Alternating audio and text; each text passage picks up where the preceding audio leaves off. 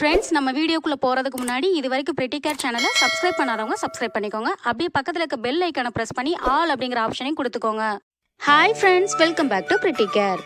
உழவர்களின் திருநாளான தை திருநாளின் முதல் நாள் உங்கள் எல்லாரையும் சந்திக்கிறதுல நான் ரொம்ப ஹாப்பியாக இருக்கேன்.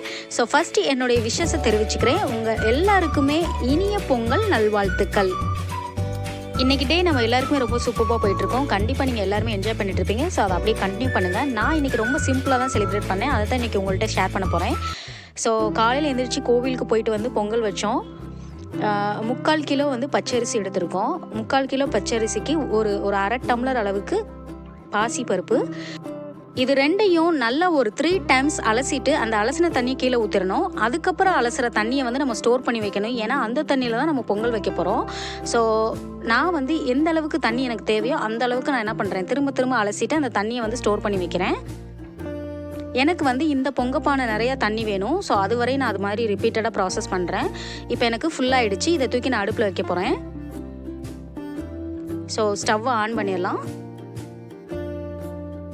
நான் வந்து இன்றைக்கி மில்க் ஆட் பண்ணலை. ஏன்னா குவான்டிட்டி கொஞ்சம் அதிகமாக செய்கிறனால சப்போஸ் எக்ஸ்ட்ராவாக மிஞ்சிருச்சு அப்படின்னா அது கெட்டு போயிடும். ஸோ அதனால் மில்க் ஆட் பண்ணலை. நீங்கள் உங்களுக்கு மில்க் பிடிக்கும் அப்படின்னா 1 கிளாஸ் வாட்டரை வெளியில் எடுத்துகிட்டு 1 கிளாஸ் வந்து கெட்டியாக பால் ஆட் பண்ணிக்கோங்க. அப்படி ஆட் பண்ணுறீங்க அப்படின்னா எக்ஸ்ட்ரா கொஞ்சம் சுகர் போட்டுக்கோங்க. அப்போ தான் எடுத்து கொடுக்கும். ஸோ பொங்கல் நல்லா பொங்கிடுச்சு. பொங்கல் பொங்கும்போது நாங்கள் ரொம்ப ஹாப்பியாக பார்த்துட்டு இருந்தோம். ஸோ இப்போ மேலே இருக்க அந்த நுரையெல்லாம் எடுத்துடலாம். நெக்ஸ்ட்டு வாட்டரையுமே ரெடியூஸ் பண்ண போகிறேன். எனக்கு இவ்வளோ தண்ணி தேவை கிடையாது. நம்ம ஸ்டார்டிங் அவ்வளோ ஊற்றக்கூடாது. ஸோ 3/4 அளவுக்கு நமக்கு தண்ணி இருந்தால் போதும். மீதி இருக்க தண்ணியை அப்படியே வச்சுக்கோங்க. தேவைப்பட்டால் நம்ம ஆட் பண்ணிக்கலாம். ஸோ நெக்ஸ்ட்டு வந்து ஆல்ரெடி நம்ம வாஷ் பண்ணி வச்சுருந்த ரைஸை உள்ளே போடுறேன். ஸோ ஃபஸ்ட்டு போடுறதுக்கு முன்னாடி ஒரு ப்ரே பண்ணிவிட்டு ஒரு 3 டைம்ஸ் சுற்றிட்டு உள்ளே போடணும். ஸோ அதனால் அப்படி பண்ணிவிட்டு போடுறேன்.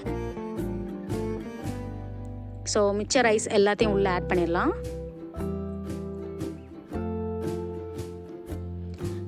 ஃபுல்லாக ஆட் பண்ணியாச்சு. இப்போ டேஸ்ட்டுக்காக கல்லுப்பு கொஞ்சோண்டு போடுறேன்.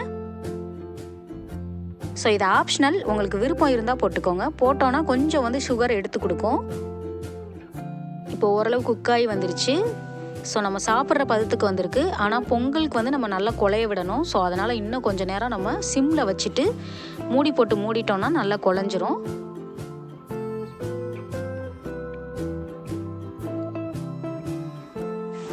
ஸோ இப்போ ஒரு 15 மினிட்ஸ் ஆயிடுச்சு. ஓப்பன் பண்ணி பார்த்தரலாம்.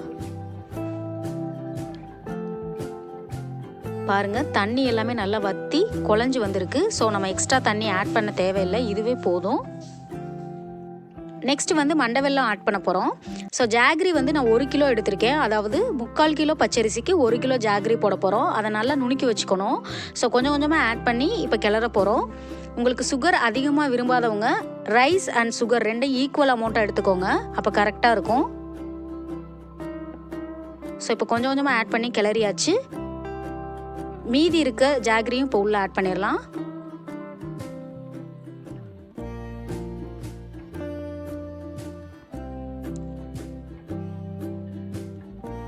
ஸோ பாருங்கள், இந்த மாதிரி நல்லா கலந்து விடணும். கலந்து விடும்போது சிம்மில் தான் இருக்கணும். எப்போ நம்ம ஜாகரி ஆட் பண்ணுறோமோ அப்போ இருந்தே நம்ம சிம்மில் தான் வச்சுக்கணும். இந்த கேப்பில் நான் வந்து முந்திரி பருப்பையும் கிறிஸ்மஸ் பழத்தையும் வறுக்க போகிறேன். ஸோ அதுக்கு ஒரு டட்கா பேன் வச்சுருக்கோம். பேன் நல்லா காஞ்ச ஒட்டியும் ஒரு 4 டீஸ்பூன் அளவுக்கு கீ ஆட் பண்ணுறேன்.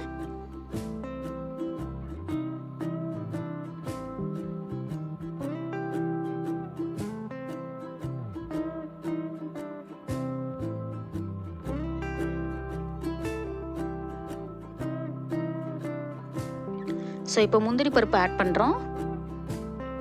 பேன் ஆல்ரெடி நல்ல ஹீட்டில் இருந்தனால சீக்கிரமாகவே செவந்து வந்துருச்சு. ஸோ அதனால் மேலே எடுத்துக்கிறேன். ஸோ இப்போ வந்து கிறிஸ்மஸ் பழத்தை ஆட் பண்ணுறேன். பாருங்கள், ஆல்ரெடி இருக்க ஹீட்லேயே நல்லா செவந்து வந்துருச்சு. ஸோ இதை அப்படியே நான் வந்து பொங்கலோடு ஆட் பண்ணிடுறேன். இப்போ இதை மாதிரி நல்லா கிளறி விட்டுக்கணும். ஸோ கொஞ்சமாக கீ ஆட் பண்ணுறேன். கீ ஆட் பண்ணி மிக்ஸ் பண்ணுறேன். கீ வந்து உங்களோட விருப்பத்துக்கு ஏற்ற மாதிரி ஆட் பண்ணிக்கோங்க. அதிகமாக ஆட் பண்ண பிடிச்சா அதிகமாக ஆட் பண்ணிக்கோங்க. கம்மியாக தான் பிடிக்கும்னா கம்மியாக ஆட் பண்ணிக்கோங்க. பாருங்கள், ரொம்ப சூப்பராக வந்திருக்கு. இப்போ இதை அப்படியே பூஜை ரூமுக்கு எடுத்துகிட்டு போய் சாமி கும்பிட போகிறோம். சாமிக்கு படையலும் போட்டாச்சு. நல்ல ப்ரேயரும் பண்ணிக்கிட்டோம். கண்டிப்பாக இந்த வருடம் நம்ம எல்லாருக்குமே உடல் ஆரோக்கியம் தரக்கூடிய வருடமாக இருக்கணும்னு வேண்டிக்கோங்க. நானும் வேண்டிக்கிட்டேன். உங்கள் எல்லாருக்குமே திரும்ப ஒரு தடவை சொல்கிறேன், இனிய பொங்கல் நல்வாழ்த்துக்கள். என்னோட வீடியோ உங்களுக்கு பிடிச்சிருந்தா மறக்காமல் சப்ஸ்கிரைப் பண்ணுங்கள், லைக் பண்ணுங்கள், ஷேர் பண்ணுங்கள். கூடவே இருக்க பெல் ஐக்கானை ப்ரெஸ் பண்ணிக்கோங்க. வேறு ஒரு வீடியோவில் வேறு ஒரு நியூ ஐடியாவோட சந்திக்கிறேன். Until then, bye from Divya Rajendran. Thank you.